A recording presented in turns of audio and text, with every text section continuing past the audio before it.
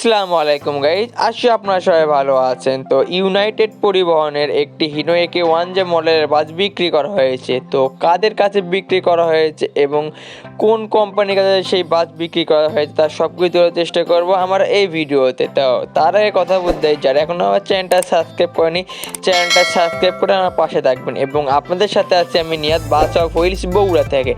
তো ইউনাইটেড পরিবহনের একটি বাস বিক্রি করা হয়েছে আমাদের হাসান এক্সপ্রেসের কাছে। বগুড়ার মালিক পক্ষ থেকে, মানে বগুড়ার মালিক হাসান এক্সপ্রেসের মালিক সেই বাসটি কিনে নিয়েছে। তো কত টাকাতে কিনে নেওয়া হয়েছে সেটা এখনও আমরা জানতে পারিনি।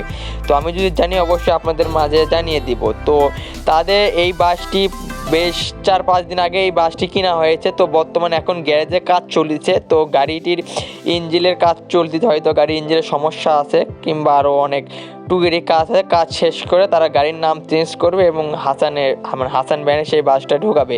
এবং আপনারা যদি গাড়ির সামনে দেখেন কিংবা সাইডে দেখেন, অনেক সুন্দর গাড়ি।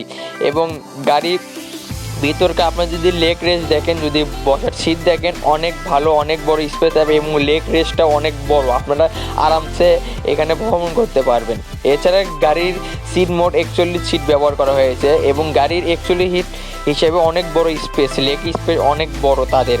এবং গাড়িটি এখন বর্তমান কাজ চলছে, কাজ শেষে অবশ্যই ঢাকা থেকে বগুড়া রোডে চলাচল করবে আপনাদের মাঝে এবং আপনারা দেখতেই পারবেন। এবং গাড়ির যদি গাড়ি নিয়ে যদি কোনো বর্ণনা করি কিংবা গাড়ির আউটলুক ভিতরকার সব আমি 10-এ 8 দিব, কারণ গাড়ির ভিতরে অনেক সুন্দর এবং গাড়ির বাইরেও অনেক সুন্দর।